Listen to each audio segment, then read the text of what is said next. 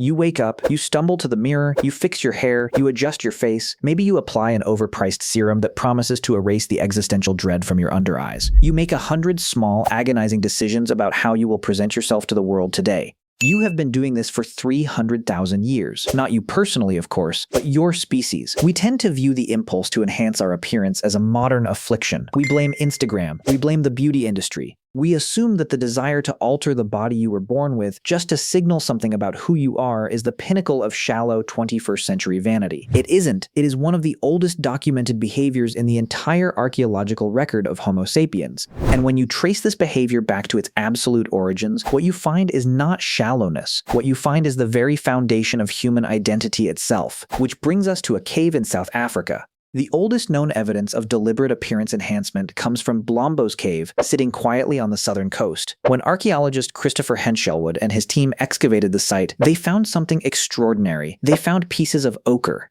Ochre is a naturally occurring iron oxide mineral. It ranges in color from mustard yellow to a deep visceral red. But these weren't just random rocks. They had been intentionally ground into a fine powder, mixed with liquefied animal bone marrow, and carefully stored inside abalone shells. Basically, a prehistoric cosmetic kit. These shells date back approximately 100,000 years. Let that sink in. Long before the invention of the wheel, long before agriculture, long before anyone had even considered writing down a single word, someone was sitting in a cave, rigorously mixing red pigment in a shell to apply to their body. They were getting ready, but even that is not the true beginning. Isolated ochre use, pieces of the mineral that have been deliberately scratched, ground, or transported miles from their source to human sites, extends back at least 300,000 years. We see this at sites like Twin Rivers in Zambia, studied by archaeologist Lawrence Barham.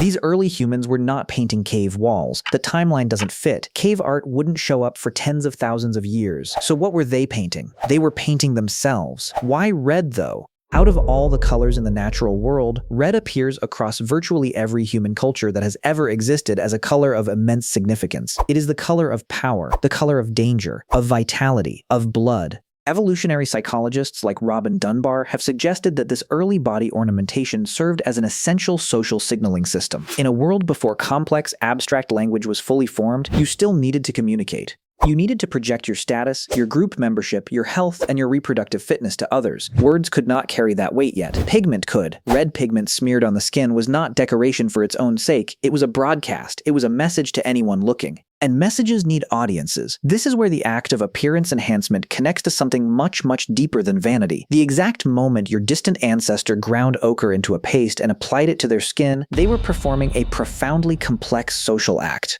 They were explicitly saying, I belong to this specific group. I hold this specific status. I am a person worth looking at. That single act requires something incredibly rare in the animal kingdom. It requires a theory of mind. Theory of mind is the cognitive ability to model how other entities perceive you. It means you understand that the person across from you has their own thoughts, their own judgments, and their own eyes. Most animals cannot do this. A dog doesn't care if its fur looks messy because it doesn't know that you have an opinion on its fur. Your ancestors, however, figured it out. They possessed theory of mind. And they immediately used this groundbreaking evolutionary superpower to make themselves look slightly more compelling to their neighbors. Because of course they did. Let's reconstruct a morning roughly 75,000 years ago on the coast of what is now South Africa.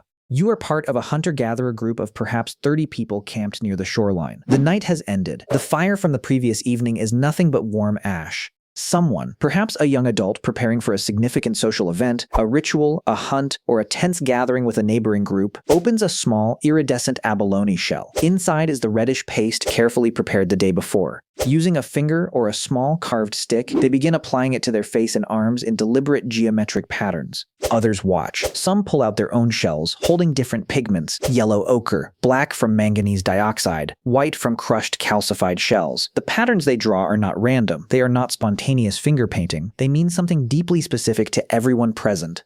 It is a visual language. This is not primitive. This is intensely human. But it didn't stop at makeup. The evidence for ancient beauty enhancement goes well beyond pigment, revealing an obsession that demanded immense physical labor. At Skhul Cave in Israel, archaeologist Francesco D'Erico and his colleagues uncovered perforated marine shells dating back at least 100,000 years. These weren't just shells with accidental holes. The holes were deliberately drilled. The edges were worn smooth from decades of suspension on a cord. These were beads. This was jewelry, worn on the body entirely to be seen. At Blombos Cave, similar shell beads were found right alongside those ochre cosmetic kits. At sites across North Africa, the Levant, and eventually Europe, the exact same pattern repeats itself without fail. Wherever anatomically modern humans migrated, personal ornamentation followed almost immediately. Even our extinct cousins got involved. Neanderthals, interestingly enough, also show tantalizing evidence of pigment use and possible ornamentation at certain sites, like eagle talons worn as pendants. Though the evidence is more limited and heavily debated among researchers, it suggests that the urge to accessorize might predate Homo sapiens entirely. But what the archaeological record makes undeniably clear is that the systematic, widespread, and insanely diverse use of body enhancement is a signature behavior of our species. It appears early, it spreads globally, and it never stops. Why did it never stop? Because it worked. If we look at contemporary forager societies, we get a living window into exactly how ornamentation functions in small group human life. Anthropologist Polly Wiesner spent decades studying the Juhounsi people of the Kalahari. She documented in painstaking detail how personal ornamentation, beads, pigment, scarification, specific hairstyles functioned as a literal social currency. It communicated alliance networks. It advertised marital status. It solidified group identity. It built individual reputation. In a world without writing, without institutions, without formal records or LinkedIn profiles of any kind, your appearance was your resume. It told everyone who encountered you instantly everything they needed to know about who you were and exactly where you stood in the hierarchy. The counterintuitive twist to all of this is quite simple. We tend to think of beauty enhancement as an artificial construct.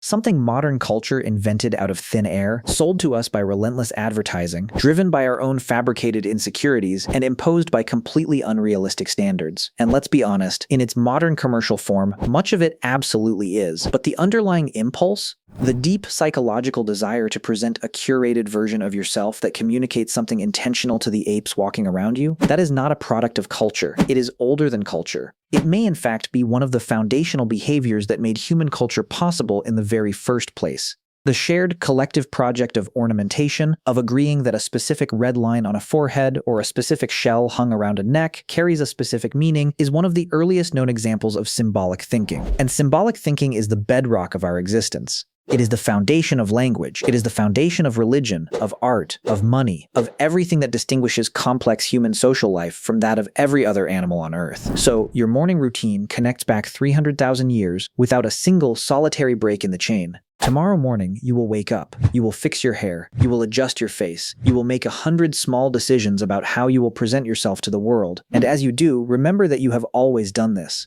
Every version of you, going back to the very beginning of our species, looked at the people around them and thought, I want them to see me a certain way. That is not vanity. That is survival. And it is one of the oldest things about being human.